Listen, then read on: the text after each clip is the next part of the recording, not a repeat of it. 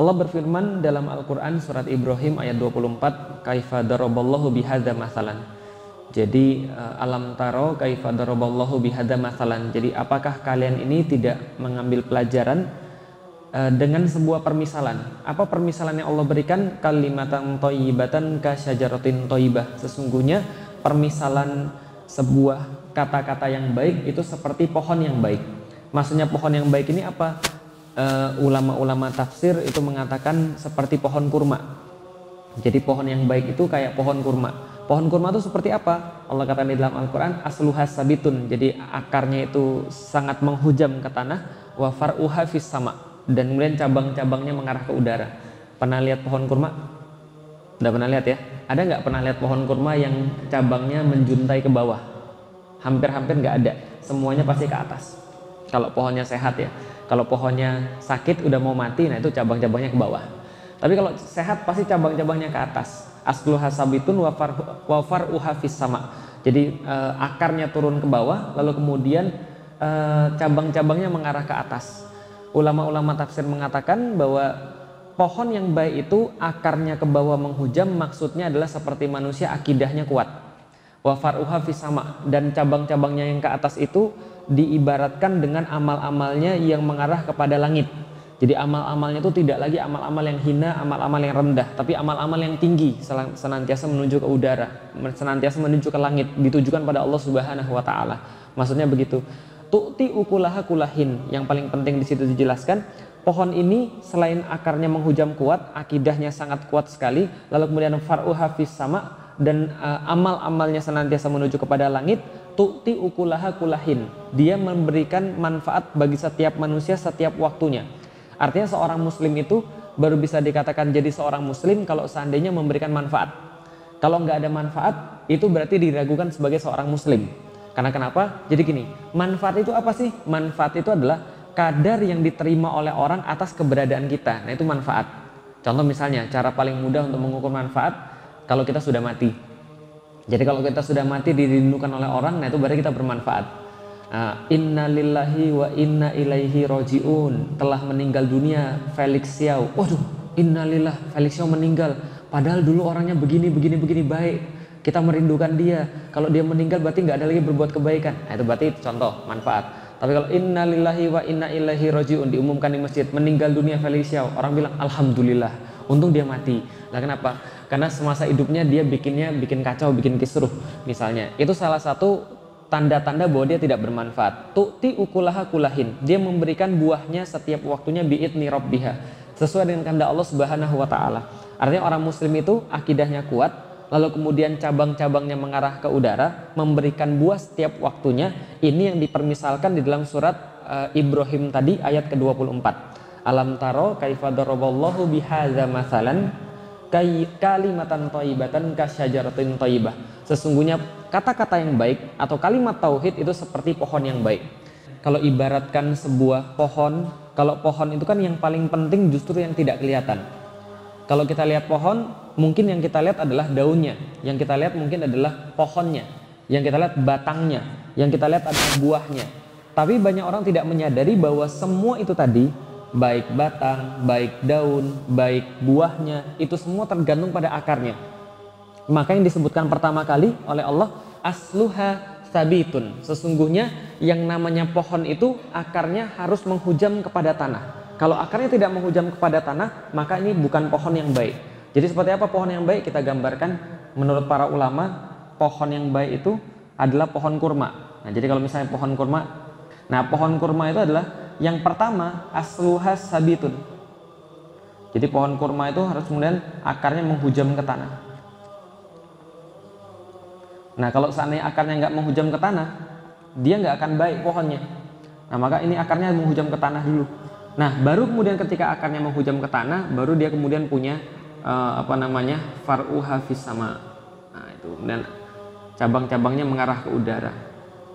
Nah kalau kemudian selesai pohon kurma, kemudian asluha sabitun wa far'uha fis sama, tu'ti ukulaha kulahin. Nah baru kemudian dia menghasilkan banyak sekali buah-buah bi'idni rabbiha, sesuai dengan kehendak Allah Tuhannya. Nah yang tadi kita sampaikan begini, kalau misalnya kita lihat pohon, itu kan yang kita lihat kan adalah penampakannya di atas. bahwa dia ada daunnya, bahwa dia ada buahnya, bahwa dia ada batangnya. Orang lupa bahwa yang paling penting pada pohon bukan di atasnya, tapi justru di bawahnya. Lah kenapa di bawahnya penting? Karena kalau akarnya bagus, insya Allah atasnya bagus. Tapi kalau akarnya sudah busuk, maka sebagus apapun atasnya pasti akan ikut busuk juga.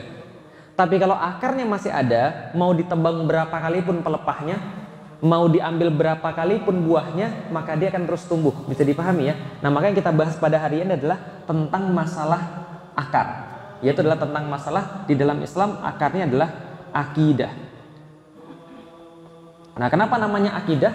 Karena akidah ini asal katanya aqada yakidu akidatan. Artinya adalah ikatan, sandaran.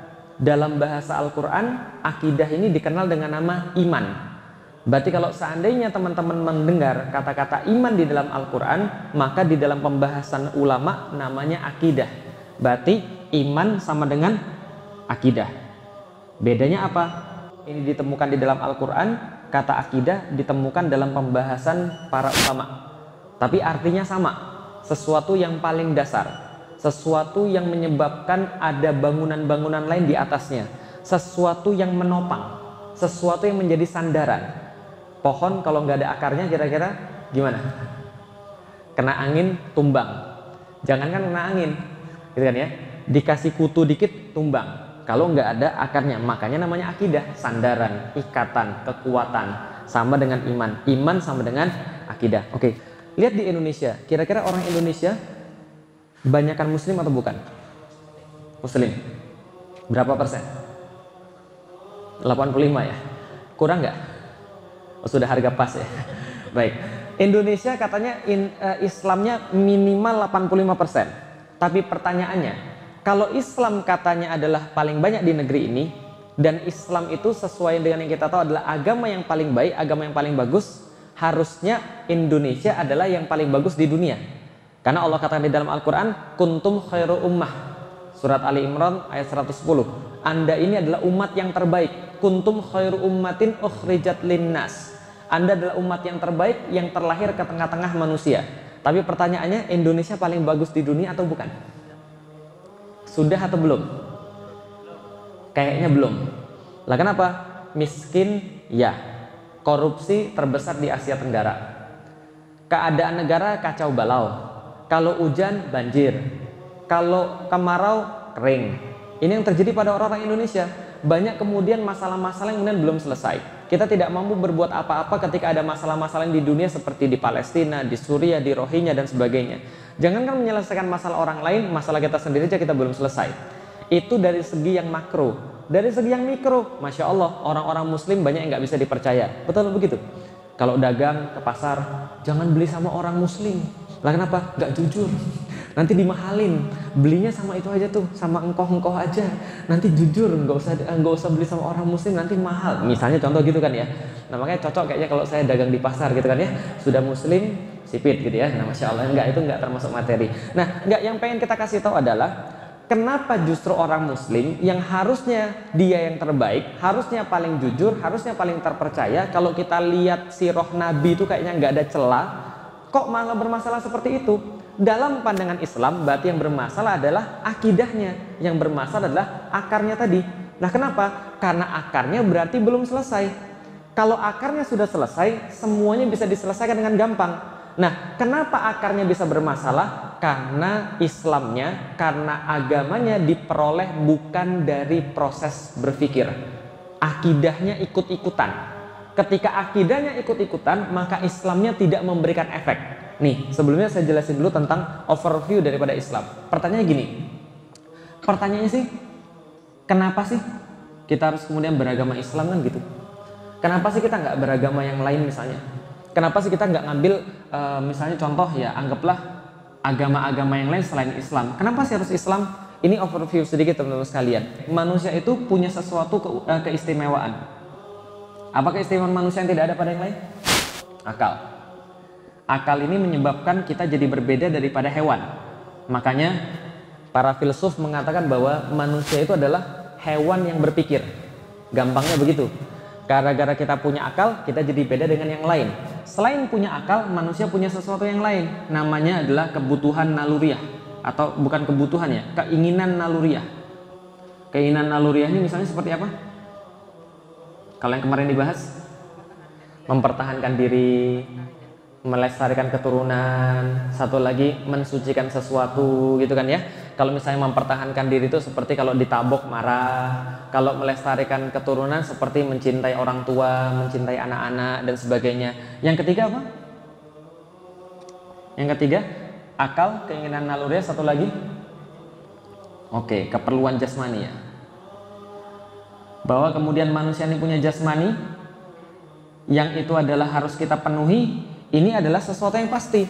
Nah, maka ketika manusia punya akal, keinginan naluriah dan keperluan jasmani seperti makan, minum, sekresi, ekskresi dan sebagainya, maka ini semua kemudian kita akui sebagai manusia. Bedanya apa? Bedanya kita dengan hewan ya ini aja nih cuma nih.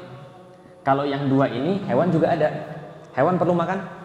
Perlu. Hewan perlu buang air? Perlu. Hewan kalau digampar marah? Bahkan hewan juga marah. Berarti hewan juga punya keinginan naluriah nggak? Punya. Mereka perlu kawin? Perlu. Nah, maka kalau gitu ini adalah yang membedakan kita antara kita dan hewan. Nah, kalau begitu, kalau ini yang membedakan antara kita dengan hewan, maka dalam setiap hal harusnya kita menggunakan akal. Betul atau betul? Betul. Nah, disinilah kemudian letak beda antara agama lain dengan Islam. Islam itu adalah agama yang kemudian segala-galanya berdasarkan akal. Sedangkan agama selain Islam justru menafikan yang namanya akal. Betul atau betul? Contoh, kalau di dalam Islam berkali-kali Al-Quran menyuruh kita untuk berpikir. Ratusan kali di dalam Al-Quran menyuruh kita untuk berpikir. Bahkan ayat yang pertama kali turun, Iqra bismi rabbikal ladzi khalaq. Iqra itu justru mengajak manusia untuk berpikir. Kenapa? Menganalisis, memperhitungkan segala sesuatu. Tapi dalam agama yang lain keberadaan akal justru tidak boleh. Makanya karena itu di Amerika itu 75% ateis. Jadi kalau mereka ditanya, percaya nggak ada Tuhan? Gimana ya? Itu urusan masing-masing deh. Gimana, percaya nggak ada Tuhan? Kayaknya enggak deh. Lah kenapa? Lah kamu nggak bisa buktiin adanya Tuhan. Karena ketika mereka beragama, mereka justru nggak boleh berpikir. Kalau kamu mau beragama, jangan pakai akal. Kalau kamu pakai akal, jangan beragama. Karena kalau kamu beragama pakai akal, agamamu nggak masuk akal. Bisa dipahami teman-teman sekalian. Nah, itu yang membuat saya kemudian keluar daripada agama saya yang lama, kemudian saya masuk Islam. Kenapa? Karena saya mikir. Ketika saya mikir, semakin nggak masuk akal agama saya yang lama. Lalu kemudian ketika saya masuk Islam, semakin saya mikir, semakin dapat. Oh iya. Nah, itu kemudian yang terjadi. Ini bedanya antara Islam dan yang lain. Karena itulah teman-teman sekalian, kalau kita membahas tentang agama selain Islam, itu mesti pakai doktrin. Doktrin itu apa? Doktrin itu adalah segala sesuatu yang diajarkan tanpa perlu ada pertanyaan lebih lanjut, logika lebih lanjut. Contoh misalnya, mengajarkan doktrin itu tidak perlu kemudian pakai akal. Misalnya contoh begini, anak lahir terus kita bilang, kamu anaknya ibu. Itu doktrin atau bukan? Doktrin. Pertanyaan, kalau dia sudah dewasa, dia yakin nggak bahwa dia adalah anak kita? Yakin nggak kira-kira dia anak kita? Yakin, karena dia sudah didoktrin. Pertanyaannya, pernah nggak sekarang anak ibu membuktikan secara logis bahwa ibu adalah ibunya? Pernah nggak? Nggak pernah, karena sudah didoktrin dari awal. Pertanyaan saya lagi, ibu pernah nggak membuktikan bahwa ibu benar-benar anak ibunya? Atau bapak benar-benar anak daripada ibunya? Pernah nggak membuktikan? Nggak pernah. Padahal harusnya membuktikan, gitu kan ya. Tapi contoh misalnya begini, seandainya kita punya ibu dan bapak putih, kita hitam. Bapak kita rambutnya lurus, kita keriting. Kira-kira kita punya keraguan atau tidak? Punya keraguan, maka harus ada pembuktian. Persis kayak manusia. Doktrin bedanya dengan logika adalah doktrin tidak perlu penjelasan logis, sedangkan logika perlu pembuktian. Nah, itulah makanya perbedaan antara Islam dan yang lain adalah Islam menggunakan akal. Karena akidah Islam itu adalah berdasarkan yang namanya akal. Nah, kalau gitu bahasanya kita mulai teman-teman sekalian. Kita sudah tahu kenapa orang muslim jadi seperti ini sekarang, karena akidahnya bermasalah. Kenapa akidahnya bermasalah? Nanti coba kita lihat. Oke, kasus teman-teman sekalian. Pertanyaannya, kalau ditanya orang Indonesia Tuhannya siapa, jawabannya siapa? Orang Indonesia ditanya Tuhannya siapa, jawabannya apa? Tuhan yang Maha Esa. Siapa Tuhan yang Maha Esa? Kalau orang Indonesia ditanya, yang sebagian besar tadi itu, Tuhan yang Maha Esa siapa? Nah, Tuhannya orang Islam siapa? Allah. Oke. Kalau ada orang Islam ditanya di Indonesia, Tuhannya siapa? Jawabannya Allah. Oke. Pertanyaannya, mereka benar-benar yakin nggak kalau Tuhan itu Allah? Benar-benar yakin atau nggak kira-kira? Nggak tahu. Oke, coba kalau gitu kita lihat. Orang Indonesia dikatakan Tuhannya siapa? Jawabannya adalah Allah. Tapi kayaknya mereka nggak benar-benar yakin kalau Tuhannya adalah Allah. Kenapa nggak benar-benar yakin? Coba lihat. Hari Jumat orang-orang Indonesia kebanyakan itu, kalau misalnya ibu-ibu lihat di tengah jalan, angkot-angkot masih banyak berkeliaran? Masih banyak. Berarti nyetir itu muslim atau non-muslim, Pak? Yang nyetir? Sebagian besar muslim, karena 85% tadi muslim tadi. Pertanyaannya, kenapa mereka nggak mau sholat Jumat? Nggak punya duit. Karena itu harus cari nafkah. Pertanyaannya sederhana, berapa nafkah yang bisa didapat setengah jam ninggalin sholat Jumat? Kan sholat Jumat cuma dari jam 12 sampai jam setengah 1 tuh. Nah, kalau ninggalin sholat Jumat, dapatnya berapa kira-kira kalau naik angkot? Nggak banyak, kira-kira berapa? Kayaknya pernah narik angkot ibu ya, Masya Allah. Kira-kira dapatnya berapa kira-kira? 20, 50, oke. Nih ya, logika ya. Taruhlah setengah jam ninggalin sholat Jumat, dapatnya taruhlah ya, hoki banget nih, 50.000 rupiah. Ya, berarti kalau kita tanya sama dia, kenapa kamu nggak sholat Jumat? Iya, saya mau sholat Jumat, tapi saya harus nyari nafkah. Berarti Allah dibandingkan dengan duit 50.000, yang lebih dipilih apa? Allah atau duit 50.000? Oh, ternyata yang lebih dipilih adalah duit 50.000 ketika dibandingkan dengan Allah. Berarti harga keyakinan dia akan Allah dengan keyakinan dia dapat duit 50.000, lebih mana yang dia yakin? Dia lebih milih 50.000. Berarti harga keyakinan dia dengan Allah di bawah 50.000 atau sama dengan 50.000. Bisa dibayangin Bapak Ibu sekalian. Berarti harga keyakinannya seperti itu. Oke, contoh lagi.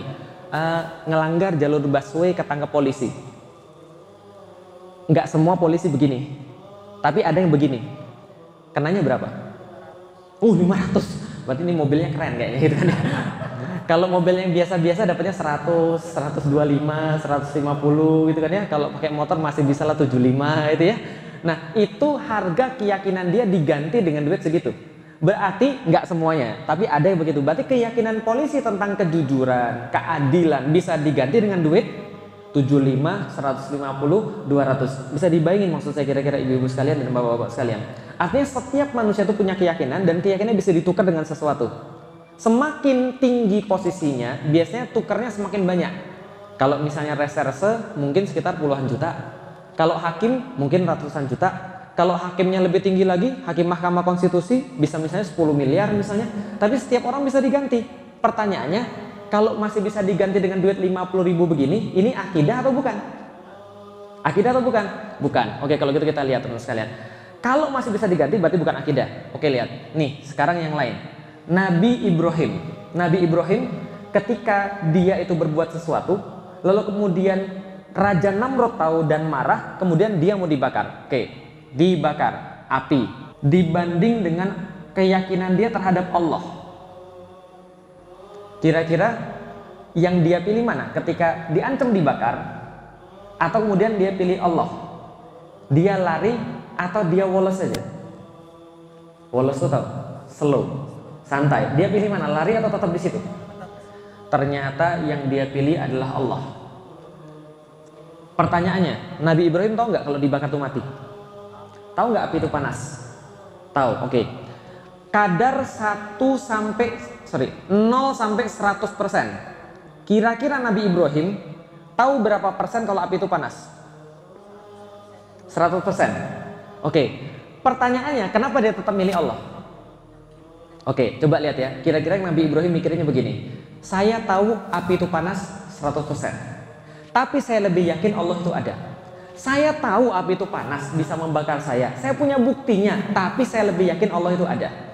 Karena saya lebih yakin Allah itu ada, maka ada 3 kemungkinan. 1, kalau Allah pengen saya mati, maka nggak usah masuk api, saya bisa dimatiin Allah. 2, kalau Allah belum pengen saya mati, maka masuk api nggak akan ada masalah. 3, kalau saya masuk api mati, berarti Allah sudah menyiapkan tempat lebih baik daripada sekarang bagi saya. Bisa dipahami ya? Berarti dia lebih milik Allah. Berarti perbedaan antara tukang angkot sama Nabi Ibrahim bedanya apa? Oke, kalau gitu kita lihat bedanya apa. Nih contoh lagi. Manusia punya berapa ginjal? Berapa ginjal? 2. Ada yang lebih daripada 2? Nggak ada, makasih. Oke, manusia punya 2 ginjal. Pertanyaan saya sederhana. Di Singapura itu banyak yang lagi memerlukan ginjal untuk transplantasi ginjal. Mau nggak dijual ginjal Anda 2 itu, satu pasang itu dengan harga 500 juta? Nggak mau? Oke, saya naikin 1 miliar, 1,5 miliar. Tawaran terakhir 2 miliar, deal or no deal? Kenapa nggak mau? Kenapa nggak mau?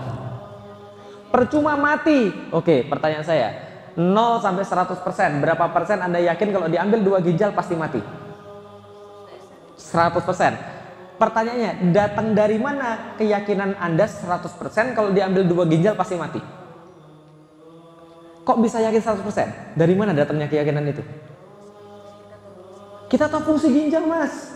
Ginjal itu untuk apa? Menyaring kotoran, menyaring racun. Kalau ginjal satu aja tetangga saya harus cuci darah terus, setengah mati. Apalagi dua-duanya nggak ada, yang matilah. Coba mikir dong, buktinya sudah banyak. Dokter lo teman saya, katanya ginjal itu sangat berarti sekali. Oke, penting. Berarti keyakinan 100% ini datang dari mana tadi? Dari akal. Dari apa nama tadi? Yang tadi saya bilang? Betul? Dari bukti. Karena ada bukti, Anda yakin 100%. Berarti teman-teman sekalian, bukti sama dengan iman. Oke. Bukti sama dengan iman. Ada bukti, ada iman. Nggak ada bukti, nggak ada iman.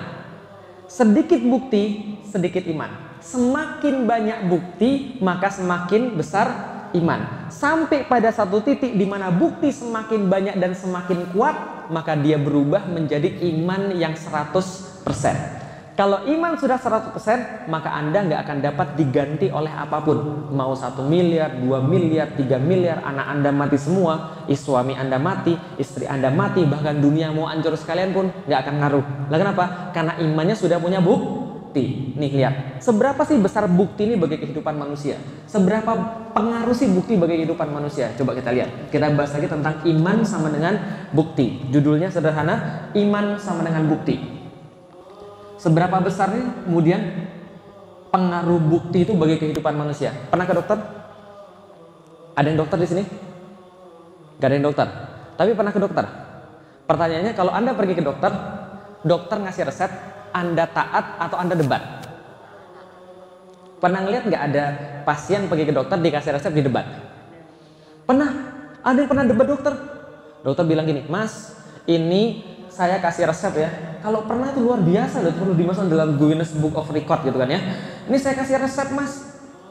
Resepnya 1, ini obat A, tolong Mas makan 3 kali sehari ya.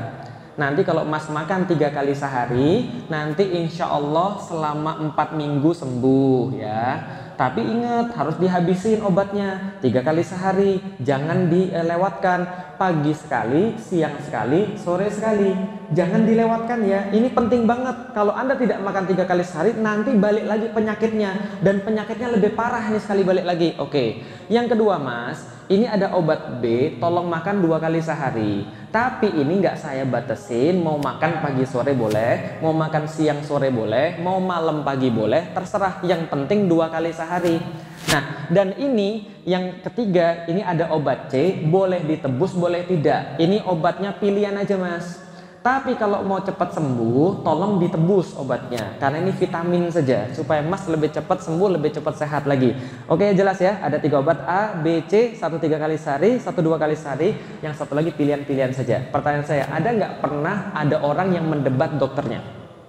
Dok, sebentar dok. Dari tadi dokter ngomong terus, sekarang giliran saya ngomong, dok. Kenapa ini obat harus 3 kali sehari? Kata dokter 3 kali sehari 4 minggu sembuh. Kenapa dokter nggak ngasih saya 6 kali sehari aja, dok? Kalau 6 hari sehari kan berarti kan 2 minggu sudah sembuh harusnya. Logikanya kan begitu. Dan ini senyawanya apa, dok, kira-kira, dok? Dan bagaimana cara bekerjanya dalam tubuh saya? Bagaimana dia mempengaruhi neuron-neuron dalam otak saya? Bagaimana reaksi-reaksi kimianya? Pernah nggak ada yang nanya begitu? Atau kenapa ini harus 2 kali sehari, dok? Kenapa nggak setengah kali sehari aja? Nggak ngerepotin saja. Kenapa nggak 1 kali sehari aja? Pernah nggak ada yang nanya begitu? Kenapa nggak digabung aja jadi 1, dok? Pernah nggak ada yang nanya begitu? Nggak pernah. Pertanyaan saya, kenapa Anda nggak pernah debat sama dokter? Kalau disuruh dokter, semua orang kalau disuruh dokter pilihannya cuma 1. Apa pilihannya? Taat. Nggak ada yang debat kan ya? Kenapa semua orang taat? Yakin. Yakin datang dari mana tadi yang kita bahas? Oke, kalau gitu coba kita lihat. Kenapa nggak pernah ada yang debat dokter? Karena Anda sudah yakin sebelum Anda pergi ke dokter. Contoh, kalau pergi ke dokter, masuk ke ruangan dokter, itu dokter pakai baju warna putih atau warna yang lain? Warna apa? Putih. Bukan polkadot kan ya? Oke, pertanyaan saya berikutnya. Dokter itu sisiran rambutnya ke atas, ke samping, atau ke depan kayak film Korea begitu? Kemana kira-kira? Kalau nggak ke samping, ke atas. Pokoknya rapi, gitu kan ya? Kira-kira teman-teman sekalian, di ruangan dokter itu ada apa saja? Tempat tidur, terus ada apa lagi? Stetoskop, ada poster-poster berkaitan dengan penyakit itu, gitu kan ya. Kalau dokter gigi berarti terkait dengan gigi, dokter penyakit dalam berarti terkait dengan penyakit dalam, gitu kan ya. Yang paling penting di ruangan dokter itu yang membuat Anda yakin dia dokter, ada apa? Yang paling penting di ruangan dokter yang menyebabkan Anda yakin bahwa dia dokter, ada apa di situ? Ada dokternya, salah. Surat izin praktek, jelas ya. Jadi kalau tidak ada surat izin praktek, jangan mau dikasih praktek di situ, paham ya? Nah, kenapa? Yang membuat Anda yakin dia dokter adalah surat izin praktek. Maka setiap Anda datang melihat semua tadi, itu semua yang namanya bukti. Warna putih, oh ya dokter. Oh ada stetoskop, bukti lagi, semakin yakin. Oh ternyata dia surat izin praktek, bukti lagi, semakin yakin lagi. Semakin yakin, semakin yakin. Apapun kata-kata dia, Anda turuti. Apalagi kalau sebelum masuk di sana, Anda sudah dapat omongan dari orang. Dokter itu bagus banget bro, serius. Sembuh semua orang ke sana. Aku kemarin baru sampai di pintunya aja sudah sembuh. Nah, misalnya begitu. Maka itu semua bukti yang mengantarkan Anda untuk pada keyakinan. Kalau orang sudah yakin, apapun diikutin, bisa dipahami. Tapi untuk yakin harus ada bukti. Coba kita lihat, gimana kalau buktinya nggak ada? Nih, lihat kalau buktinya nggak ada. Lihat ya, dokternya masuk ruang dokter. Ternyata dokternya bukan pakai baju warna putih, pakainya surjan warna hitam, pakai sarung, rambutnya gondrong, di atas mejanya ada kemenyan. Kira-kira kalau Anda dikasih resep, Anda mau atau tidak? Bisa dipahami teman-teman sekalian. Anda nggak akan mau kalau tidak ada bukti. Tapi kalau orang ada bukti, apapun ditaati. Nah, maka pertanyaannya adalah, kalau sekarang orang datang pada dokter, kemudian dia taat sama dokter ketika dikasih resep, nggak pernah didebat, tapi ketika sama Allah disuruh sekian dan sekian, disuruh ini dan itu, dia masih debat dan masih menolak dan nggak mau melaksanakan, berarti salahnya di mana? Salahnya di mana? Bisa dipahami? Karena dia nggak ketemu bukti bahwa Tuhan itu Allah. Dia nggak ketemu bukti bahwa Allah itu adalah Tuhan satu-satunya yang menciptakan dia, yang mematikan dia, maka dia nggak mau taat. Tapi ketika dia ke dokter, dia ketemu bukti, maka iman dia kepada dokter jangan-jangan lebih tinggi daripada iman dia terhadap Allah. Ketika orang ditanya, kenapa kamu mau untuk menaati dokter? Dia bilang, ya iyalah, dokter sudah belajar, aku belum kok. Dokter sudah tahu, aku tidak tahu. Dokter sudah praktek, aku tidak pernah praktek. Kalau nggak mau percaya sama dokter, percaya sama siapa lagi? Bisa dipahami? Pertanyaannya, gimana kalau seandainya keyakinan kita kepada Allah itu punya bukti sama kuatnya atau bahkan lebih kuat dengan keyakinan kita pada dokter? Kira-kira apa yang Allah perintahkan, mau nggak kira-kira? Itu yang terjadi pada para sahabat. Iman mereka berdasarkan bukti. Iman mereka bukan hanya omongan, tapi ada buktinya sampai pada satu titik di mana bukti itu tidak bisa dinafikan lagi, lalu kemudian jadilah iman mereka 100%. Bisa dipahami? Oke, nah itu sudah bagian yang berikutnya. Sekarang kita masuk lagi pada bagian yang lain. Nah, manusia itu punya akal. Manusia itu mikir. Apa saja yang dipikirkan oleh manusia? Banyak. Tapi kalau kita lihat dari dulu sampai dengan sekarang, manusia manapun selalu berpikir dengan perkara-perkara yang sederhana seperti ini yang dari kemarin yang kemudian kita lanjutkan. Dari mana sih sebenarnya asal manusia? Yang kedua apa? Ngapain sih di dunia? Yang ketiga, kemana setelah mati? Dan ini adalah pertanyaan yang senantiasa ditanyakan oleh manusia, siapapun manusianya, dimanapun manusianya. Betul atau betul? Coba lihat. Pas dulu SMP pernah nggak mikir begitu? Saya setelah mati gimana sih? Lahir tahun berapa ibu-ibu? 70, 80, ada yang lahir tahun 80 ada? Ada ya? Ada yang lahir tahun 80 bapak-bapak? Ada ya? Oke, 70. Pernah nonton film Ghost? Itu loh yang main Demi Moore itu. Pernah? Saya dulu pernah mikir begini, kalau setelah saya mati apakah hidup saya begitu ya? Nanti bisa keluar rohnya gitu ya? Kemudian jalan-jalan bisa nembus dinding, enak dong bisa ngintip cewek mandi kan, gitu kan ya. Itu dulu, gitu kan ya. Artinya apakah benar setelah mati itu begitu ya? Jadi kehidupan setelah mati ini seperti apa sih? Ataukah seperti film yang lain? Saya orang Cina, dulu ketika sebelum saya sadar ya, saya itu ketika lahir dibawa sama nenek saya pergi untuk kemudian diramal. Ketika diramal, saya jadi tahu orang Cina kan mereka juga mikir tentang dari mana asal manusia, akan kemana manusia setelah mati, dan ngapain hidup di dunia. Saya pengen kasih tahu aja bahwa ini dipikirkan oleh setiap peradaban, oleh setiap orang dimanapun tempatnya. Orang Cina punya konsep namanya reinkarnasi. Pernah dengar? Tahu reinkarnasi? Misalnya contoh, pernah nonton film Son Gokong? Pernah? Oh pernah. Tahu Tipatkai? Tahu? Kakak kedua tahu? Yang babi? Nah, pertanyaan saya, sebelum dia jadi babi dia siapa? Dalam cerita itu dewa, namanya Panglima Tian Feng, yang gagah berani, ganteng gitu kan ya. Kenapa dia jadi babi? Kenapa dia jadi babi? Ini kayaknya nggak punya TV nih, kayaknya nggak pernah nonton TV nih, masya Allah. Kenapa dia jadi babi? Karena dia ganggu cewek. Karena dia sering ganggu cewek, ganjen. Karena itu dia di kehidupan berikutnya direinkarnasikan jadi babi. Orang Cina meyakini ketika manusia ini asalnya dari reinkarnasi, akan balik lagi direinkarnasikan lagi, maka di dunia harus mengumpulkan karma-karma positif. Kalau karmanya negatif, nanti dilahirkan lagi bisa jadi orang yang tidak beruntung, atau bahkan bisa jadi hewan, gitu kan ya. Nah, kalau misalnya karmanya positif, nanti dilahirkan jadi orang yang lebih kaya lagi, atau dilahirkan jadi raja, atau dilahirkan jadi mencapai pencerahan, misalnya begitu kan ya. Nah, dulu ketika saya lagi di ramal itu, ternyata saya dikasih tahu, dulu Felix seorang tukang kayu. Oh, gitu ya. Terus apa lagi? Dulu kehidupannya begini, dulu kehidupannya begini, supaya beruntung begini. Lalu saya tanya pada bapak saya, "Pi, kok hidup kita ini nggak enak ya? Makan kok telur bagi 8. Kita kok miskin ya?" Lalu kemudian nenek saya bilang, "Mungkin kehidupan di masa lalu kamu bandel." Paham ya? Jadi sekarang kamu harus menanggung kehidupanmu di masa lalu. Lalu mikir, saya aja nggak tahu saya dulu kayak apa. Kenapa sekarang saya harus menanggung, kan gitu kan ya? Bisa dipahami teman-teman sekalian. Tapi itu konsep orang Chinese misalnya, tentang dari mana asal manusia, akan kemana manusia setelah mati, dan ngapain manusia hidup di dunia. Contoh lagi, tahu film apa lagi ya? Minority Report. Nah, ini main Tom Cruise. Itu juga konsep tentang seperti ini juga. Dari mana manusia mati, konsep tentang takdir, akan kemana setelah mati. Orang barat juga punya pertanyaan ini, dan mereka punya jawabannya. Dari mana manusia? Dari Tuhan. Setelah mati, kembali kepada Tuhan. Lalu di dunia untuk apa? Oh sorry, nggak ada urusan Tuhan di dunia. Nah, kenapa kita lebih tahu tentang urusan kita? Kita boleh ngatur urusan kita, Tuhan nggak perlu ikut-ikutan. Itu cara orang barat menjawab. Zaman dulu lagi, dari mana asal manusia? Dewa-dewa. Setelah mati, ya akan kembali ke dunia dewa-dewa. Lalu di dunia melaksanakan keinginan dewa-dewa. Kan gitu kan ya? Ini adalah banyak orang cara menjawabnya berbeda-beda.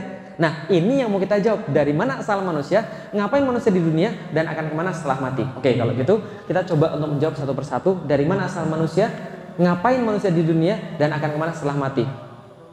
Dari mana asal manusia? Dari Allah, kata siapa? Kata Quran. Oke. Asal manusia dari mana? Dari Allah. Tahu dari mana? Tahu dari mana? Tahu dari Al-Quran. Ayat mana yang bilang begitu?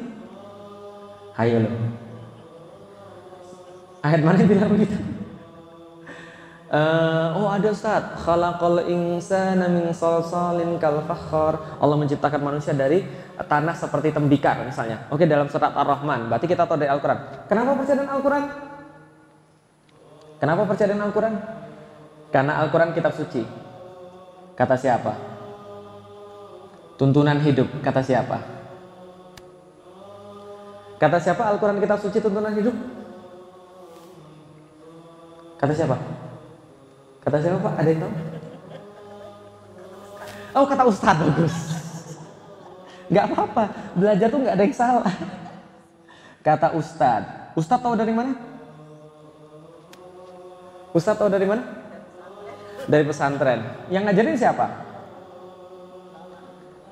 Ulama, ustadznya gitu kan ya. Oke, kalau gitu balik lagi. Yang ngajarin siapa? Ustadznya. Terus ustadznya tahu dari mana? Tahu dari ustadznya lagi? Oh enggak, tahu dari mana Ibu tadi? Dari khalifah-khalifah. Khalifah-khalifah tahu dari mana? Oke, dari Nabi Muhammad. Pertanyaannya, Nabi Muhammad dapat dari mana? Tahu dari mana kalau Al-Quran itu kitab suci? Wahyu dari mana? Dari Allah, balik lagi. Kalau gitu, kenapa kita percaya dengan Allah? Karena Al-Quran suruh. Kenapa Al-Quran? Karena kitab suci. Kenapa kitab suci? Karena Ustadz ngomong begitu. Kenapa Ustadz ngomong begitu? Karena dari pesantrennya.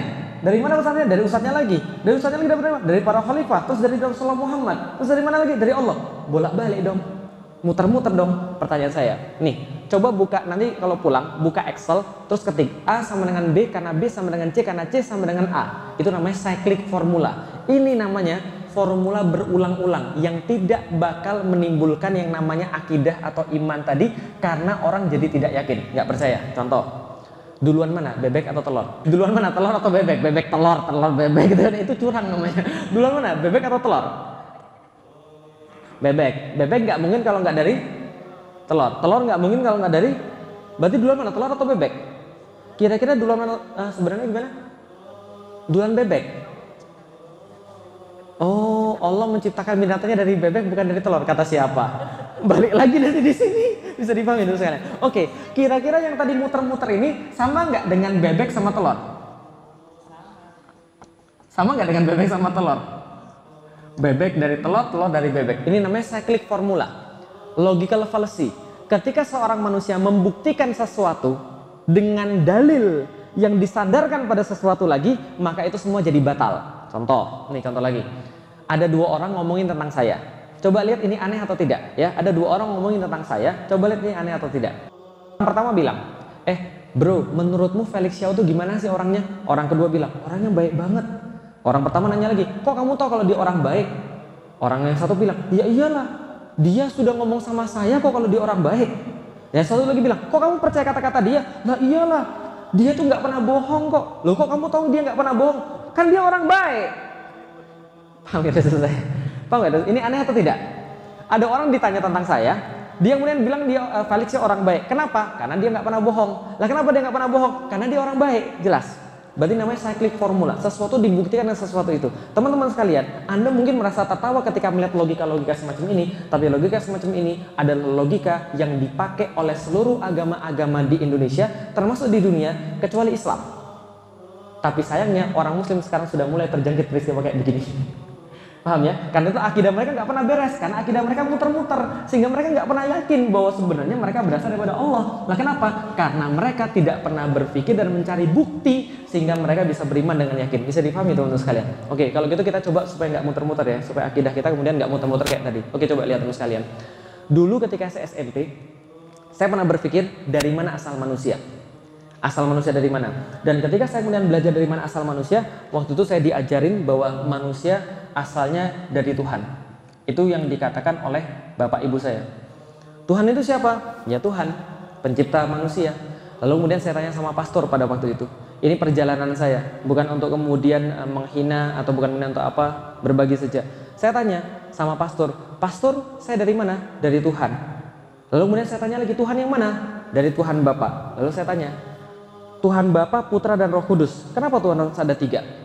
Kenapa Tuhan nggak 4? Kenapa Tuhan nggak 5? Kalau 5 kan bagus, lebih banyak, lebih bagus. Kemudian pastornya bilang, oh enggak, Tuhan itu 3, Bapa, Putra, Roh Kudus. Dari mana? Karena memang dari Alkitab begitu. Lah kenapa nggak 4? Kenapa nggak 5? Karena dari dulu sudah begitu.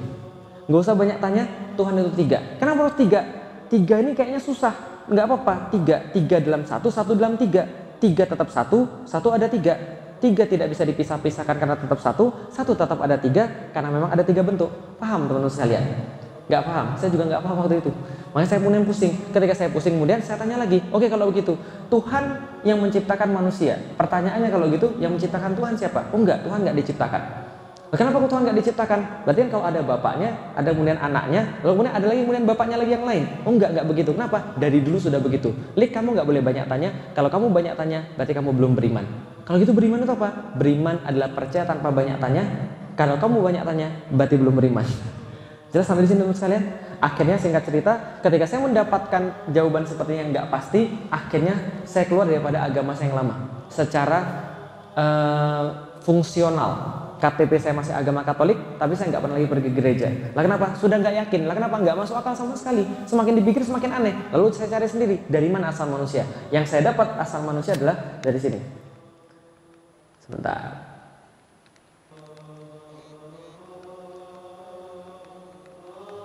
Nah, sudah pernah lihat? Sudah pernah lihat asal manusia? Soalnya diajarin. Manusia asalnya daripada. Oke, kalau gitu kita lihat. Dari mana asal manusia? Banyak orang-orang yang kemudian berpikir tentang asal mula manusia, creation of life. Dari mana sih sebenarnya asal kehidupan, bukan asal manusia?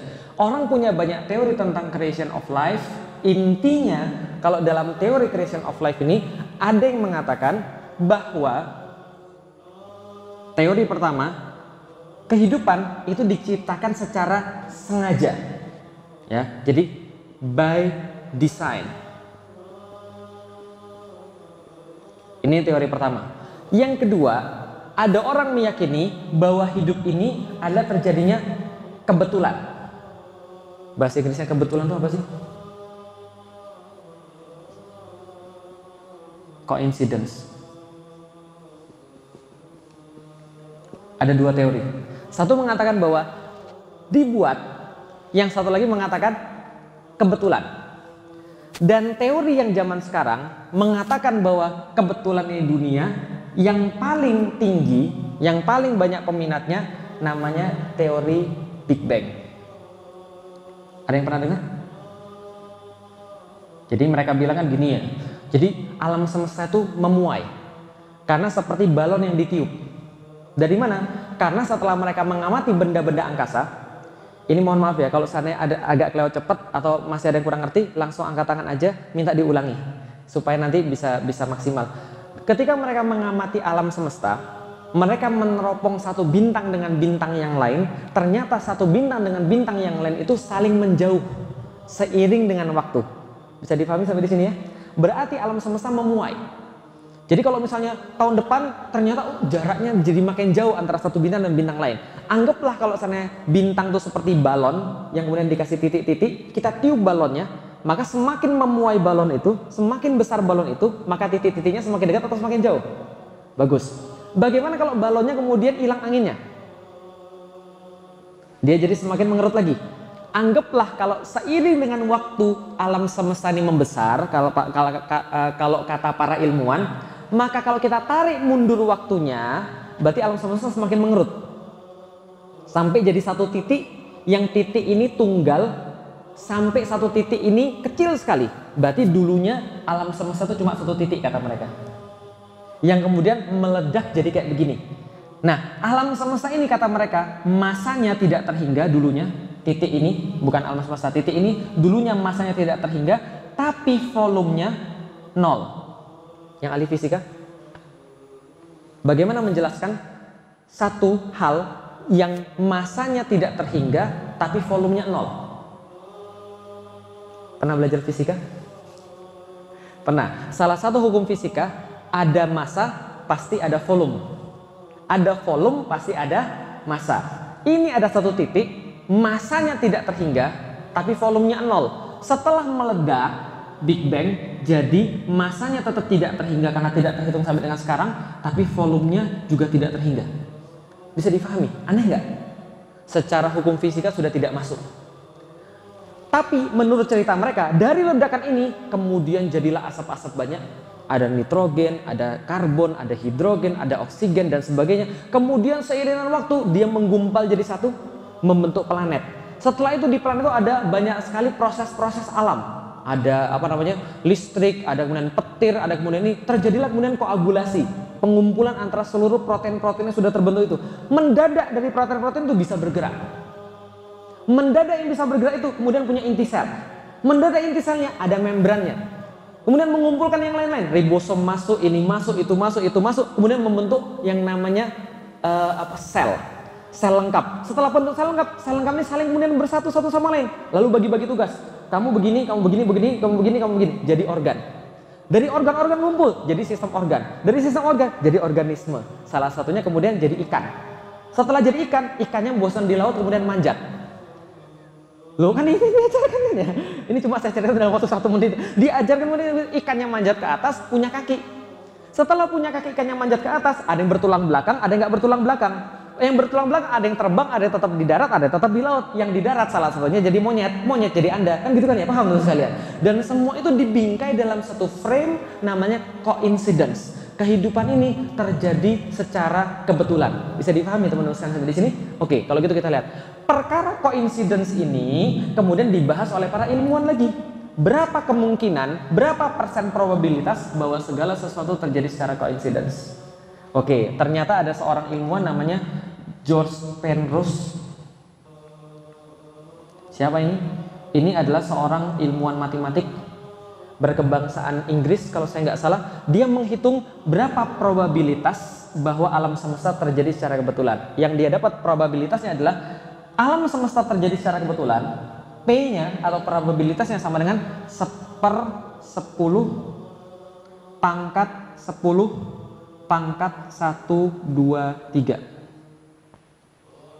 Yang ahli matematik berapa ini?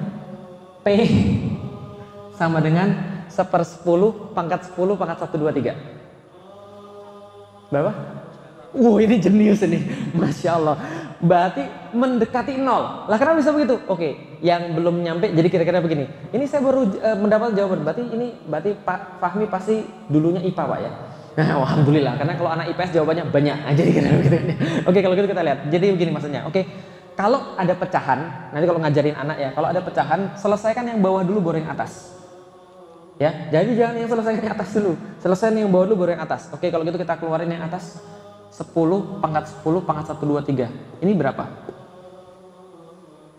Oke, kita coba lagi. Kalau ada pangkat, selesaiin yang paling ujung dulu. 10 pangkat 2, 3 berapa? 10 pangkat 1, 2, 3 berapa? Masih bingung ya? Oke. 10 pangkat 1. 10, bagus. 10 pangkat 0. 10 pangkat 0. Jangan pakai kalkulator loh. 10 pangkat 0 berapa? 1 lah. Berapapun pangkat 0 ya 1. Gitu kan ya. 10 pangkat 2. Bagus. 3. 1000 bagus. 10 pangkat 4. 10.000. Lihat ada apa polanya di sini? Polanya apa coba lihat. Nih lihat polanya nih. 0-nya 1, ininya 1. 0-nya 2, ininya 2. 0-nya 3, ininya 3. 0-nya 4, ininya 4. Jelas ya? Oke, kalau begitu sudah bisa jawab dong. 10 pangkat 1, 2, 3 berapa? Jenius. Berarti 1 yang diikuti oleh 0 sebanyak 123 biji. Jelas sampai di sini? Oke. Kalau gitu sekarang sudah bisa jawab dong berapa 10 pangkat 10 pangkat 123. Oke. 0-nya di belakang 2 namanya ratusan. 0-nya di belakang 3 namanya ribuan. 0 di belakangnya 4 namanya puluhan ribu. Kalau 6 namanya jutaan. 9 namanya miliar. Kalau 123 namanya apa? Oke, karena itulah 10 pangkat 10 pangkat 123 ini sama dengan tidak terhingga. Mendekati tidak terhingga. Artinya 1/10 pangkat 10 pangkat 123 itu artinya mendekati 0. Mendekati 0. Integral hampir mendekati 0. Itu bahasan matematik.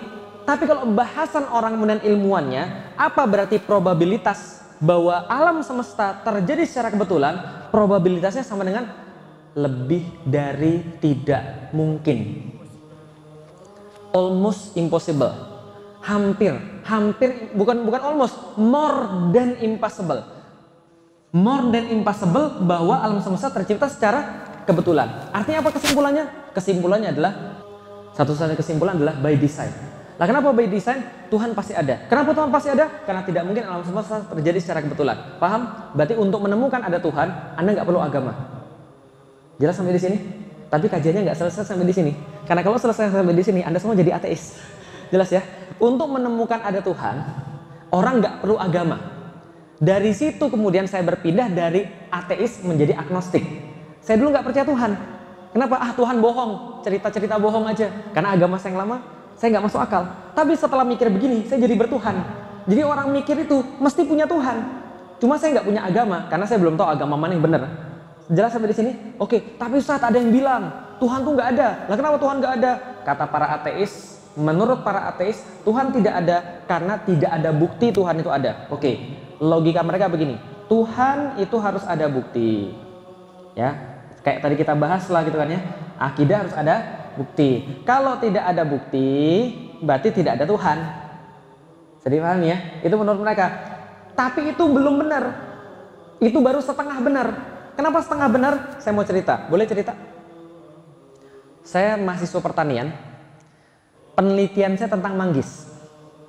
Penelitian saya adalah judulnya begini. Kalau nggak salah ingat ya. Nanti kalau misalnya salah ingat, saya dimarahin sama dosen saya ini. Pengaruh pemupukan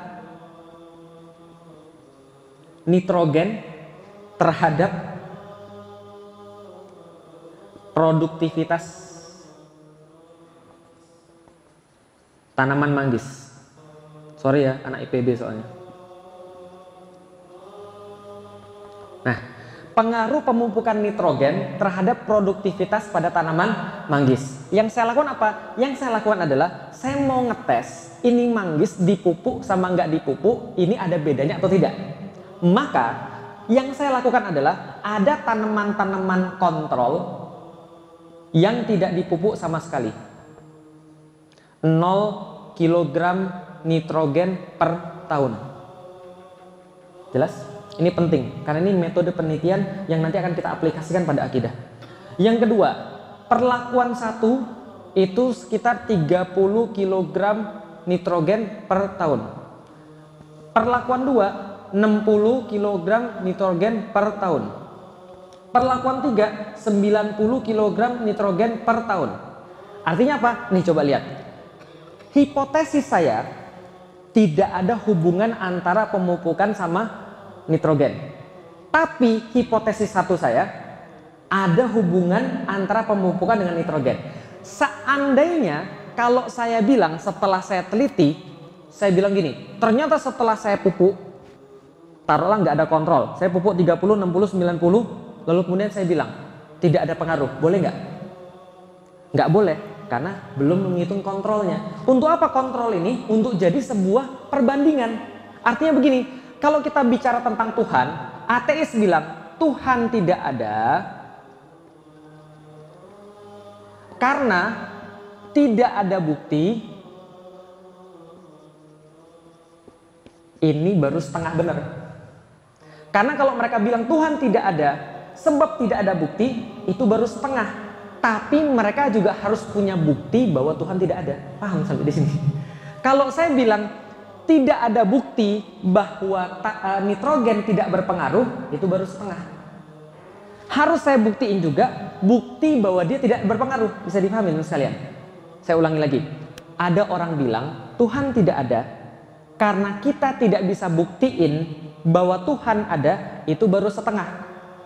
Kalau dia mau bilang Tuhan tidak ada, harus buktiin bahwa Tuhan tidak. Jadi gampangnya gini lah, ada orang ateis bilang Tuhan tidak ada, kok bisa gitu? Bisa buktiin nggak Tuhan tidak ada? Bisa buktiin nggak Tuhan itu ada? Nggak bisa. Tapi itu baru setengah. Kita juga bisa bilang sama dia, kamu punya bukti Tuhan tidak ada? Bisa dipahami. Tapi pada dasarnya Tuhan memang tidak bisa diteliti karena Tuhan bukan hal yang kemudian bisa dimasukkan dalam metode penelitian. Syarat metode penelitian apa? Harus terindera, harus ada faktanya. Sedangkan Tuhan tidak bisa diindera. Maka pembuktian adanya Tuhan dengan metode rasional. Bagaimana dengan metode rasional? Jadi gini, nih metode rasional. Contoh, Mbak siapa namanya? Mbak Endang. Mbak Endang yakin bahwa Mbak Endang punya kakek 10 kali buyut. Yakin? Sudah pernah lihat fotonya? Satu di atas, kakek punya. Tapi kalau kakek 10 kali di atas sudah pernah lihat fotonya? Kok yakin? Buktinya apa? Bukti metode ilmiahnya apa? Cara membuktikannya bahwa kita punya kakek. Ada bukti Pak? Bapak punya kakek 10 kali buyut? Pernah lihat fotonya? Pernah ketemu? Enggak, tapi kok yakin bahwa kita punya kakek 10 kali buyut? Kita ini ada Ustadz. Itu merupakan sudah bukti bahwa saya ada kakek. Walaupun saya nggak tahu namanya, walaupun saya nggak pernah ketemu dia dan nggak punya fotonya. Itu namanya metode rasional. Nggak perlu metode ilmiah. Bisa dipahami. H0, H1, metode penelitian, lalu kemudian pembahasan, nggak perlu. Kenapa sudah bisa terbukti metode rasional? Contoh lagi metode rasional. Bangun pagi-pagi, ngelihat jalan basah semua. Berarti semalam hujan atau tidak? Semalam hujan atau tidak? Bangun pagi-pagi, jalan basah semua. Pohon basah, genteng basah. Hujan atau tidak? Mungkin nggak tetangga kita nyiramin semua? Bisa dipahami terus sekalian. Artinya apa? Itu namanya metode rasional. Kita nggak perlu ngelihat untuk kemudian tahu bahwa kejadian itu terjadi. Bisa dipahami terus sekalian. Maka ketika kita melihat bahwa alam semesta ini terlalu sulit untuk kemudian diciptakan, rumit untuk kemudian terjadi secara coincidence, maka itu bukti bahwa Tuhan itu ada. Artinya begini, secara logika matematik, kalau seandainya Tuhan pasti tidak mungkin tidak ada, lewat tadi pembuktian kita tadi, berarti kesimpulannya Tuhan pasti. Paham? Paham sampai di sini? Jelas? Oke. Bingung? Enggak, alhamdulillah. Berarti by design atau coincidence? By design. Kenapa by design? Rasional. Karena nggak mungkin semua ini tercipta secara kebetulan. Berapa kemungkinannya? 1/10 pangkat 10 pangkat 1, 2, 3. Makanya ilmuwan-ilmuwan bilang begini, alam semesta ini diciptakan oleh suatu entitas, yang entitas ini di luar ruang dan waktu. Karena dia tidak terbatas oleh ruang dan waktu. Siapa dia? Ya, ilmuwan nggak bilang itu Tuhan. Ilmuwan cuma bilang itu supreme being, kata mereka. Tapi mereka nggak tahu siapa itu. Tapi kalau bagi kita gampang, Tuhan. Sampai di sini selesai? Oke. Berarti dari mana asal manusia? Dari mana asal manusia? Belum dapat Allah. Dari mana asal manusia? Dari nenek moyang. Nenek moyang dari mana? Tadi yang kita bahas asal manusia dari mana? Dari mana? Tuhan. Ini yang sudah kita dapatkan kan ya dari pembahasan tadi dulu yang panjang tadi. Kita dapat Tuhan, cuma kita nggak tahu Tuhannya siapa. Nah, sekarang kita cari tahu Tuhannya siapa, kan gitu kan ya? Oke. Kalau gitu kita cari tahu Tuhannya siapa. Tuhan ini siapa sih? Ini masuk dalam bab berikutnya. Tuhan ini siapa? Oke. Kalau kata orang Buddha, Tuhan siapa? Sang Yang Widi. Kata orang Hindu juga begitu. Bukan Siddhartha Gautama. Kalau kata orang Muslim siapa Tuhan? Allah. Kalau kata orang Katolik siapa Tuhan? Allah. Yahua, Yahweh. Kalau kata orang aliran kepercayaan, Tuhan siapa? Ini Gusti, mana ada Gusti Allah, dewa atau gitu kan ya. Taruhlah misalnya gitu. Orang punya masing-masing Tuhannya. Pertanyaannya, mungkin nggak semuanya benar? Mungkin nggak semua agama benar? Yang benar sama saya. Itu kata kita. Tapi mungkin nggak semua agama benar? Oke, contoh. Kata orang, dua hal yang sama itu mungkin terjadi. Iya mungkin, kalau seandainya cara pandangnya berbeda. Tapi kalau cara pandangnya sama, itu pasti satu. Misalnya contoh, ada koin ada dua, ada gambar, ada angka. Itu koin satu dilihat dari dua tempat yang berbeda, mungkin bisa berbeda. Satu ngelihat angka, satu lihat gambar. Tapi kalau ngelihatnya dari tempat yang sama, harusnya sama. Berarti kebenaran itu cuma satu, nggak mungkin semuanya benar. Lah kenapa nggak mungkin semuanya benar? Kalau semuanya benar, berarti itu semuanya salah. Lah kenapa? Ya bagaimana mungkin satu kemudian yang benar, yang satu kemudian yang benar, padahal saling menegasikan. Nggak mungkin semuanya benar. Maka konsep semua agama adalah sama, itu adalah konsep yang parah. Ibu saya pernah bilang begini, Lik, jangan ekstrim Lik, semua agama sama kok, sama-sama ngajak baik. Saya bilang sama ibu saya, ya sudah kalau gitu mami masuk Islam aja. Nah, kalau semua agama sama, harusnya kan nggak keberatan masuk Islam, bisa dipahami teman sekalian. Tapi dia nggak mau, belum mau. Nah, kenapa belum mau? Karena bagi dia, dalam hati dia, tetap agama tidak sama.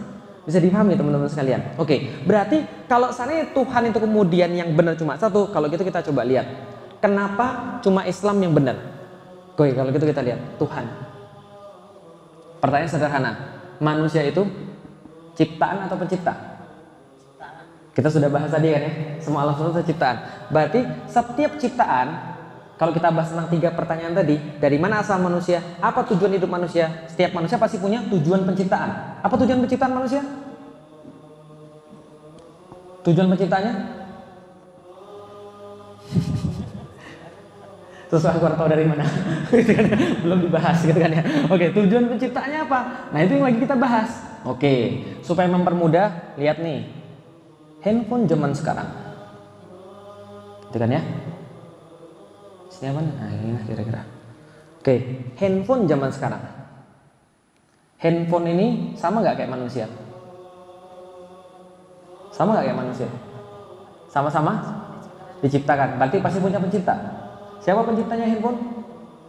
Manusia. Tujuannya handphone itu apa? Komunikasi, SMS, apalagi? Telepon, ngomong gitu kan ya. Supaya tetap bisa dipakai untuk komunikasi, maka handphonenya harus selain dicas harus juga isi pulsa. Selain isi pulsa harus update. Selain update juga harus dinyalain, betul, bagus. Supaya tidak rusak, maka handphonenya selain jangan dibanting, jangan dicemplungin air, jangan juga dijual, bagus, gitu kan ya. Berarti itu supaya handphonenya tetap bisa dipakai untuk tujuannya, paham ya? Itu adanya di mana aturan-aturan tadi? Jangan dibanting, jangan dijual. Kalau saya rusak, betul. Manual books, pinter-pinter, luar biasa. Manual books. Pertanyaan saya, handphone manual booksnya pakai manual books mesin cuci, bisa atau tidak? Yang terjadi pada handphonenya apa? Rusak. Jelas sampai di sini? Pertanyaannya, manusia sama kayak handphone? Sama. Berarti tahu tujuan penciptanya dari mana? Manual booksnya. Kalau manual booksnya salah, kira-kira gimana? Kira-kira manusia gimana? Rusak, error. Pertanyaan sekarang, manusia error atau tidak? Sebagian besar atau sebagian kecil? Oke, berarti kenapa manusia Indonesia error? Berarti jangan-jangan nggak pernah baca manual books atau manual booksnya salah. Paham sampai di sini? Berarti Tuhan bisa diketahui daripada manual books. Sampai di sini paham? Masih siap lanjut? Oke, bagus. Jelas ya? Logikanya nyambung sampai di sini? Oke, kalau gitu kita sekarang bahas tentang manual books. Bagus, bahas tentang manual books. Bahas tentang manual books, pertanyaan kemudian. Dua agama terbesar di dunia. Satu Alkitab, satu Al-Quran. Sama-sama manual book, gitu kan ya? Yang satu manual booknya orang-orang Kristen, satu manual booknya orang-orang Muslim, gitu kan ya? Oke, pertanyaan kemudian, Alkitab bahasa aslinya bahasa apa? Ibrani, yakin? Ibrani, tahu dari mana? Ada 3 kemungkinan bahasa asli Alkitab. Ada yang mengatakan bahasa Ibrani. Kenapa bahasa Ibrani? Basicnya adalah karena Yesus orang Yahudi. Karena itu bahasanya bahasa Hebrew, bahasa Ibrani. Yang kedua mengatakan bahwa Alkitab yang tertua itu bahasanya bahasa Yunani. Karena pengikut-pengikut Yesus yang pertama itu adalah orang Yunani. Kenapa? Karena namanya jadi Yesus Kristus. Sedangkan Yesus Kristus itu bahasa Yunani. Bahasa Ibraninya Isa al-Mesias. Kan ya, Sang Mesias itu bahasa Ibrani. Bahasa Arabnya Isa al-Masih. Berarti kalau kita sekarang sudah masuk Muslim, sudah masuk Islam, boleh nggak mengatakan Yesus Kristus? Boleh. Karena Yesus Kristus itu bahasa Yunani daripada Isa al-Masih dalam bahasa Arab. Sedangkan ada lagi yang mengatakan tidak. Tapi bahasanya bukan bahasa Ibrani, bahasanya bahasa Aramaik. Pernah dengar? Nah itu adalah 3 bahasa nih. Orang belum tahu ini bahasa aslinya apa. Tapi terlepas bahasa aslinya apa, sampai sekarang bahasa asli itu tidak disertakan dalam Alkitab. Sehingga menimbulkan banyak sekali permasalahan karena banyak sekali salah transliterasi. Karena transliterasi itu pasti menimbulkan masalah. Karena gini contoh misalnya, yang orang Jawa katakan, cuma 1. Ya nggak ada orang Jawa lagi. 2. Oke, 3. Tolong artikan dalam bahasa Indonesia apa tolong artikan bahasa Indonesianya apa dari bahasa Jawa? Ngrundel. Apa? Ngrundel. Menggerutu, bukan. Menggerutu keluar, ngrundel enggak. Ngganjel itu bahasa Jawa juga. Ngedumel itu bahasa Jawa juga. Apa coba ngrundel bahasa Indonesia apa? Pokoknya nggak pas di hati ya, itu bahasa Indonesianya. Tapi kan nggak bisa satu kata kan? Sesuatu yang ada dalam hati nggak bisa keluar dan ganjel. Itu juga nggak bisa diartikan dalam bahasa Indonesia. Nggak ada padanan katanya, paham ya? Jadi kalau itu grundel ditransliterasikan itu masalah besar. Contoh lagi misalnya butuh. Itu bahasa Indonesianya apa? Perlu. Tapi dalam bahasa Malaysia?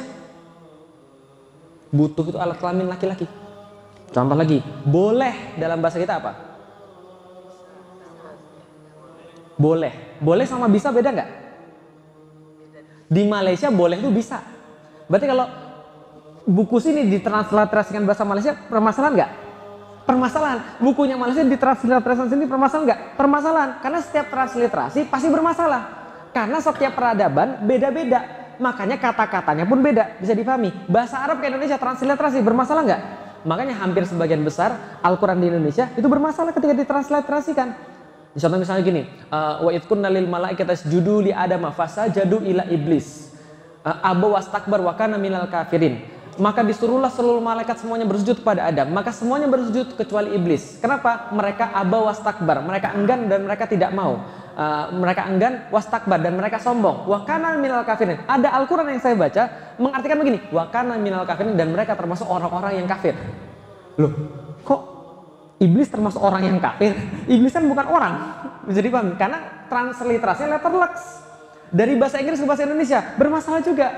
Oke, pertanyaan saya contoh bahasa Inggris. Contoh misalnya Lord di dalam bahasa Inggris. Ini artinya apa dalam bahasa Indonesia? Lord dalam bahasa Indonesia artinya apa? Tuan atau Tuhan? Hati-hati. Hati-hati, kata-kata itu ada makna asli, ada makna terminologis. Yang menjadi masalah adalah di dalam Alkitab karena bahasa aslinya masih membingungkan dan diartikan terus-menerus dalam bahasa yang lain sehingga sulit lagi dibedakan mana bahasa asli, maknawi, dan mana bahasa lugawi.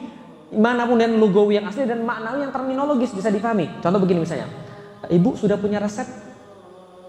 Resep bagi ibu dengan resep bagi dokter beda nggak? Beda. Itu namanya makna terminologis. Tapi makna aslinya dengan makna terminologis ini nyampur. Makanya kadang-kadang Lord ini bisa diartikan sebagai Tuhan, kadang-kadang bisa diartikan sebagai Tuan. Ini baru satu, belum yang lain. Bisa dipahami teman-teman sekalian. Nah, kalau misalnya kita baca lagi dalam Alkitab, banyak sekali. Dan itu sudah banyak teman-teman bisa baca. Betapa kemudian di Alkitab banyak hal yang tidak konsisten. Banyak hal yang kemudian membingungkan. Ya, sering saya kasih contoh, yang mana saya kasih contoh tentang masalah ketika Adam dan Hawa ada di surga. Adam dan Hawa ada di surga, kemudian Tuhan yang bilang jangan makan buah daripada pohon ini. Ternyata Tuhan bilang kalau makan kamu bakal mati. Sering dapat cerita begini? Dulu pernah dapat? Ternyata dimakan sama Adam dan Hawa setelah diprovokasi sama setan. Setan bilang, kenapa kamu nggak mau makan? Nanti kata Tuhan saya mati. Setannya bilang apa? Enggak, kamu nggak bakal mati. Justru kamu punya pengetahuan. Dimakan nggak? Dimakan. Mati nggak manusianya? Enggak, malah punya pengetahuan. Nah, artinya itu yang menginspirasi Steve Jobs untuk buat produk logonya Apple. Pernah Apple digigit? Kenapa Steve Jobs make lambang Apple digigit?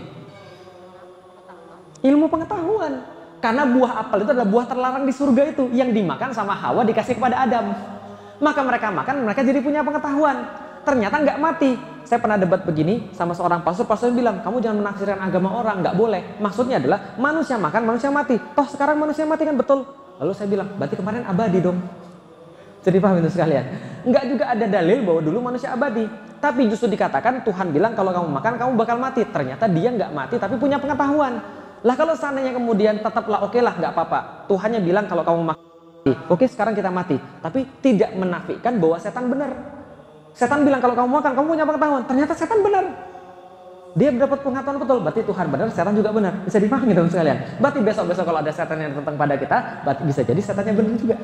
Bisa dipahami sekalian. Nah, ini bermasalah. Oke, sampai di sini cukup. Oke, berarti Alkitab di sini menjadi masalah karena pembuktiannya tadi. Dia tidak bisa digolongkan buku sejarah karena tidak ditulis secara kemudian perawian, tidak jelas kemudian perawinya siapa, tidak jelas kemudian penulisnya siapa, tidak bisa diverifikasi. Dia juga tidak bisa dikatakan buku ilmiah karena tidak pakai metode ilmiah. Lalu kemudian dimasukkan dalam apa? Literatur khusus. Tidak seperti Al-Qur'an.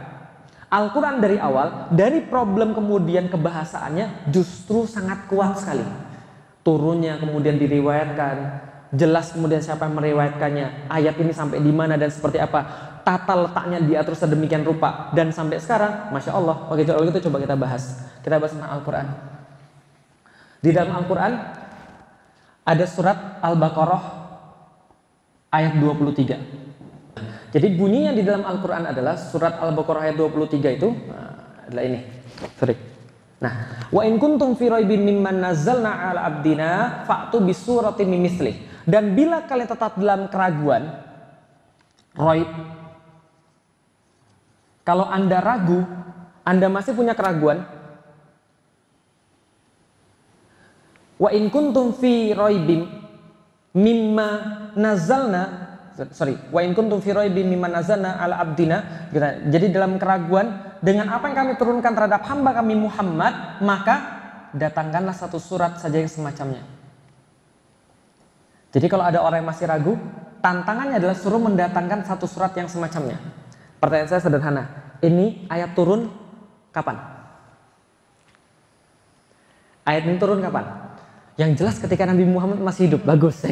Itu ayat turun ketika Nabi Muhammad masih hidup. Berarti sekitar 1400-an tahun yang lalu. Pertanyaannya, sampai sekarang ada nggak yang bisa mendatangkan satu surat yang semacam dengan Al-Quran? Nggak ada. Suatu waktu ada seorang sahabat namanya, waktu itu belum jadi sahabat, Amr bin As, itu mendengarkan surat turun wal asr. Sudah apa? Wal asr. Innal insana lafi khusr illal ladzina amanu wa amilus solihat wattawasaw bil haqq wattawasaw bis sabr. Maka ketika turun surat wal asr yang pendek itu disampaikanlah kepada Musailamah, sang penipu yang mengaku nabi. Musailamah, ini ada ayat yang baru turun. Musailamah juga bilang, aku juga baru turun wahyu semalam. Apa wahyunya? Wal wabar innaka uzunani wasadr sa'iruka hafrun nakar. Dia berusaha buat satu surat yang semacamnya, sama-sama R belakangnya. Coba lihat. Wal asr innal insana lafi khusr illal ladzina amanu wa amilus solihat wattawasaw bil haqq wattawasaw bis sabr. R semua sama kayak yang dibuat oleh Musailamah. Wal wabar innaka uzunani wasadr sa'iruka hafrun nakar. R semua.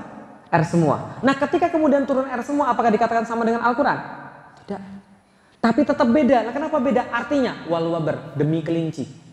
Innaka uzunan, dalam dirimu terdapat kemudian kuping yang panjang. Wasodar, dan dada yang membusung. Sa'iruka hafrun nakar, sekelilingmu terdapat galian daripada tanah. Amr bin As tertawa lalu bilang, sudah berhenti, nanti kamu jadi kemudian diketawakan seluruh orang Arab. Sini ikut saya saja, kita masuk Islam. Musailamah nggak mau, akhirnya Amr bin As ngajak Khalid bin Walid masuk Islam gara-gara turun surat Al-Asr. Kita baca surat ini, tapi nggak beriman gitu kan ya. Kita baca surat ini cuma untuk kemudian kalau pas lagi subuh ngantuk-ngantuk kita baca surat pendek gitu kan ya. Tapi ternyata surat ini menunjukkan keimanan pada banyak sekali orang. Dan para mufassir, ada beberapa mufassir ketika berkata seandainya Al-Quran tidak turun dalam bentuk yang sekarang serapi itu, setebal itu, maka ada satu surat yang cukup menggantikan semuanya. Surat apa? Al-Asr. Saking dalamnya maknanya. 6.236 ayat di dalam Al-Quran, tidak ada satupun yang bisa didatangkan satu surat yang semacam dengan Al-Quran. Maka ketika saya masuk Islam, saya bilang sama bapak saya, Falik masuk Islam. Lah kenapa? Karena Islam adalah agama yang paling benar. Kata siapa? Kata Allah. Di mana? Al-Quran. Kenapa percaya dengan Al-Quran?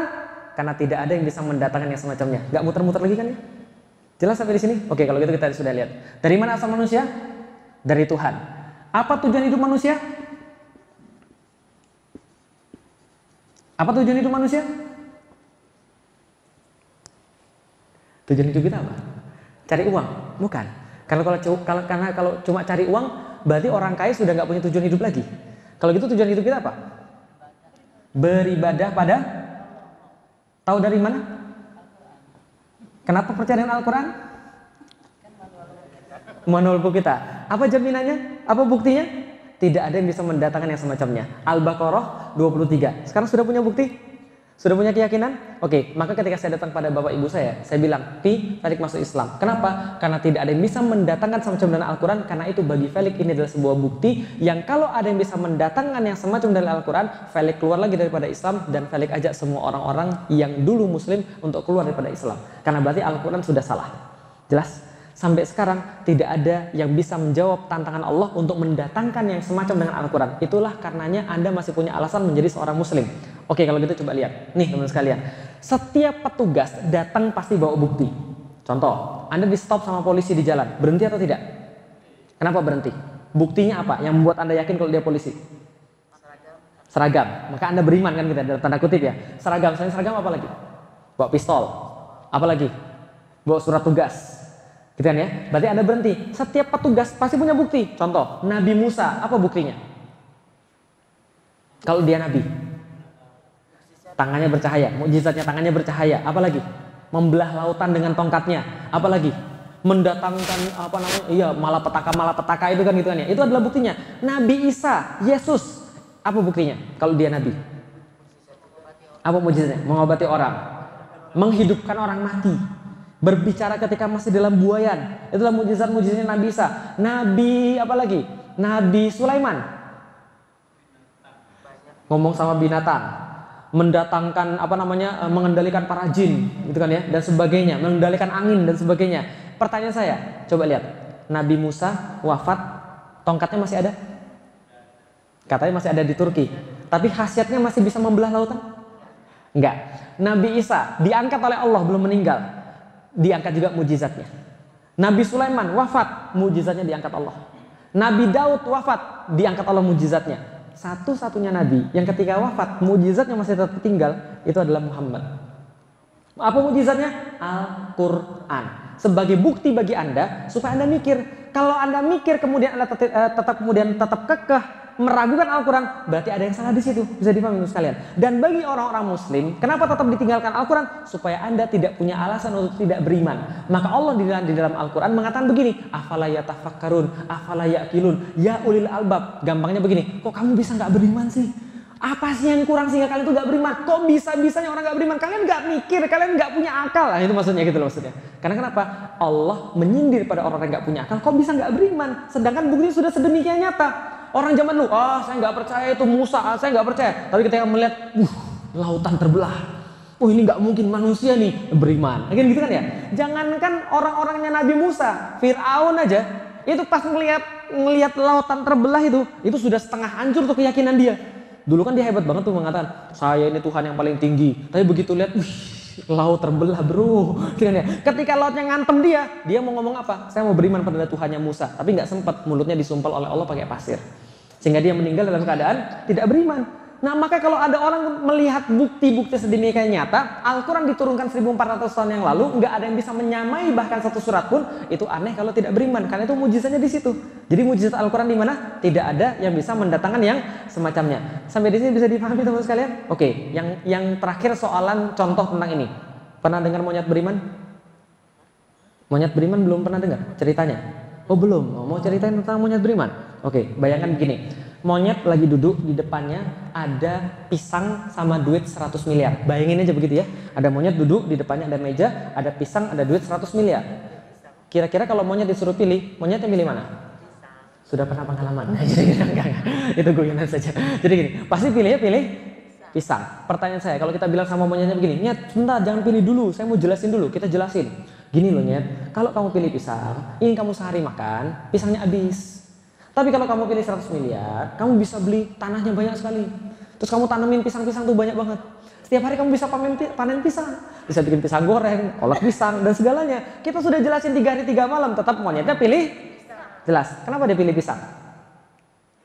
Dia beriman karena dia... Bukan beriman. Kenapa monyetnya pilih pisang? Kenapa dia, walaupun sudah dikasih bukti-bukti gitu, tetap nggak mau percaya? Kenapa kira-kira? Instingnya... Karena monyet tidak punya... Bagus, itu maksudnya. Insting dia punya, tapi dia nggak punya. Makanya di dalam Islam, agama hanya bagi yang punya akal. Iman hanya bagi yang punya akal. Kalau Anda tidak punya akal, Anda bebas. Maka orang gila itu boleh berzina sama orang gila juga, tapi jelas ya. Karena mereka nggak punya akal. Lepas daripada taklif hukum. Orang gila telanjang boleh nggak? Boleh. Lah kenapa boleh? Karena dia nggak dihisap oleh Allah. Jelas ya maksud saya kira-kira. Nah anak kecil nggak sholat boleh nggak? Kenapa anak kecil boleh nggak sholat? Kenapa anak kecil boleh telanjang? Kenapa kira-kira? Sama, karena mereka nggak punya akal. Atau mereka dianggap akalnya belum sempurna. Karena dianggap belum akil balik, akalnya belum nyampe. Maka kalau ada anak, lantas kemudian berbuat sesuatu yang salah, orang tuanya ngamuk, yang gila anaknya atau orang tuanya? Jelas sampai di sini? Kalau anak berbuat salah, lalu kemudian orang tuanya marah besar-besaran, itu pasti salah orang tuanya. Karena anak nggak pernah salah. Karena dia belum balik. Tapi kalau dia sudah balik, dia sudah dikasih tahu, nak sholat, nak. nak tutup aurat, nak jangan begini, nak masih nggak mau, berarti itu salahnya dia. Tapi kalau kemudian orang tuanya kemudian ngamuk, berarti salah orang tuanya. Jadi paham ya? Karena anak belum punya akal, makanya mereka nggak punya dosa. Jelas ya? Jadi kalau Anda mau berbuat sesukanya, ada 3 kemungkinan. 1, Anda hewan. Yang kedua, Anda gila. Yang ketiga, Anda anak-anak. Jelas ya sampai di sini ya? Nah itu kemudian buktinya. Nah maka iman itu hanya bagi yang berakal. Jelas sampai di sini? Nah sekarang kita dapat yang ketiga. Dari mana asal manusia? Dari Tuhan. Tapi Tuhannya kita sudah dapat. Namanya siapa? Tahu dari mana? Kenapa baca dengan Al-Quran? Bagus, sudah mujizat. Jelas ya? Jelas ya? Udah nggak muter-muter lagi kan ya? Sudah nggak logical fallacy lagi kan ya? Oke, sekarang akan kemana setelah mati? Setelah mati menghadap Allah. Tahu dari mana? Kenapa baca dengan Al-Quran? Bagus. Udah nggak muter-muter lagi kan ya? Udah jelas ya? Kita dari Allah, kita akan kembali kepada Allah dan di dunia beribadah kepada Allah. Tahu dari mana? Al-Quran. Mujizatnya di situ. Makanya orang Islam itu kalau Al-Qurannya sedikit saja kemudian diganggu gugat, ngamuk pasti. Lah kenapa? Semua dari situ. Kalau nggak ada Al-Quran kita nggak punya apa-apa. Jelas ya? Orang Katolik nggak seperti itu. Loh kok bisa begitu? Saya punya buktinya. Pernah nonton Swiss Army Man, film terbaru. Itu di awal-awalnya itu ada footage Alkitab dikasih tai. Tapi diprotes nggak sama orang-orang Katolik di sana? Enggak. Kenapa nggak diprotes? Karena bagi mereka mungkin nggak ada apa-apanya. Tapi coba Al-Quran, Masya Allah, seluruh dunia pasti ngamuk itu. Bisa dipahami teman sekalian. Nah ini, tapi nggak cukup sampai di situ. Nih, ada hubungannya. Ada hubungannya. Hubungannya apa? Hubungannya adalah ketika Allah menciptakan manusia, maka Allah memberi manusia itu namanya, ketika Allah menciptakan manusia, maksudnya adalah Allah menciptakan manusia ya, maka Allah memberikan manusia itu namanya aturan. Dalam bahasa Islam kita kenal dengan nama syariat. Syariat ini asal katanya syara'a, artinya jalan. Makanya di Arab tuh syari apa gitu kan ya, jalan apa? Syariat, jalan Allah. Kenapa dikasih syariat? Karena setelah pas mati kita akan dihisab. Berdasarkan apa? Berdasarkan syariat yang Allah berikan. Ketika kita mati dan kembali kepada Allah. Makanya di dunia ini semua kemudian proses ibadah ini berdasarkan syariat karena nanti akan dihisab. Nah kalau sudah ngerti ini, semua yang saya jelaskan ini itu namanya iman, akidah. Sudah ngerti ini, semua aman. Anak-anak ngerti ini, anak-anak aman. Ini yang paling tinggi ilmunya di dalam Islam, paling dasar di dalam Islam. Kalau sana tukang angkot sudah ngerti ini, cara pikirnya berubah. Contoh, bro ini hari apa bro? Jumat. Jumatan atau narik nih? Jumatan. Emang kamu sudah selesai ini targetnya? Belum. Tapi kok kamu Jumatan? Kira-kira mikirnya apa? Yang ngasih rezeki Allah bro. Kalau Allah mau, Allah kasih rezeki. Kalau Allah nggak mau, Allah nggak kasih rezeki. Kalau aku tidak Jumatan, lalu aku narik dan Allah nggak mau, tetap nggak dapat tuh duit. Paham sampai di sini? Dan kalaupun dapat duitnya, Allah nggak ridho, untuk apa? Nanti saya bawa ke Allah, pertanggungjawabannya susah bro. Nggak mau saya mau Jumatan aja. Bisa dipahami sampai di sini? Maka hidupnya akan produktif. Karena dia tahu dia akan mati. Maka tiap melakukan sesuatu, dia lihat ini ibadah atau tidak. Ini menyakiti orang ini boleh atau tidak. Ngomong kasar boleh atau tidak. Bohong boleh atau tidak. Karena aku tidak mau membawa amal-amal kepada Allah, dihisapnya tidak sesuai dengan syariat Allah Subhanahu Wa Taala. Maka setiap perbuatan akan dilihat. Maka tidak ada cerita anak nggak sholat. Nggak ada cerita anak sudah 21 tahun nggak sholat. Nggak ada cerita anak muslimah sudah umur 20 tahun nggak tutup aurat. Lah kenapa? Sudah tahu begini semua. Perintah Allah. Allah yang paling tahu. Kalau dokter bilang sesuatu sami'na wa ta'na, apalagi Allah. Bisa dipahami. Bisa dipahami sampai di sini dulu sekali. Nah, ini namanya akidah. Terima kasih. Ada pertanyaan silahkan. Sampun? Cukup? Baik. Mudah-mudahan yang tadi jelas ya. Tentang masalah keimanan ya. Iman sama dengan apa tadi? Bukti. Bagus. Sedangkan bukti didapatkan dari berpikir, akal. Makanya di dalam Al-Quran ayat pertama turun adalah Iqra. Itu kan ya. Kenapa Iqra? Suruh nyari bukti. Suruh baca, suruh menganalisis, suruh kemudian berpikir supaya dapat yang namanya bukti. Karena ketika bukti bertambah kuat, iman akan bertambah kuat. Bukti bertambah banyak dan kuat, iman akan jadi 100%. Pertama. Yang kedua, iman tuh harus pakai dalil atau bukti. Nih. Ya, jelas ya? 100%. Yang keempat, iman itu harus kemudian berdasarkan pemikiran yang menyeluruh. Yang 3 pertanyaan tadi itu. Jadi ini kesimpulannya. Mudah-mudahan kalau teman-teman sekalian sudah punya ini bekal yang paling bagus untuk anak-anak kita nanti. Sedikit bocoran, tapi kalau sudah punya iman, akalnya sudah selesai tugasnya mengantarkan pada iman. Nanti kalau sudah punya iman, di mana posisi akal? Memahami syariat. Jadi bukan di atas syariat. Akal digunakan untuk memahami syariat. Jadi bukan lagi di atas syariat. Zaman sekarang banyak orang bilang, Islam tuh agama mikir, harus mikir. Tapi pas dia sudah beriman, malah syariat, akalnya di atas. Nah, jadinya yang aneh-aneh, Syiah, liberal dan sebagainya, karena akalnya di atas daripada syariat. Semua harus masuk akal, padahal nggak semua harus masuk akal. Contoh, wudu. Kenapa wudu kentut di sini, tapi yang dibasuh di muka? Kenapa bisa begitu? Kalau sudah punya iman, gampang jawabnya, karena Allah suruh begitu. Loh, kenapa Allah suruh begitu? Kita buktiin dulu Al-Quran. Nah, makanya kalau misalnya diskusi sama orang non-muslim, jangan diskusi dari segi syariat, nggak bakal dapat. Lah kenapa nggak bakal dapat? Ya, belum jelasin iman kok, jelasin tentang syariat. Kalau orang belum beriman pada Al-Quran, gimana dia mau menaati kemudian Al-Quran? Contoh kayak begini misalnya, Anda keluar dari sini, tiba-tiba ada seorang ibu-ibu datang. Mas, Mbak, beliin saya ikan asin dong, mau dibeliin nggak?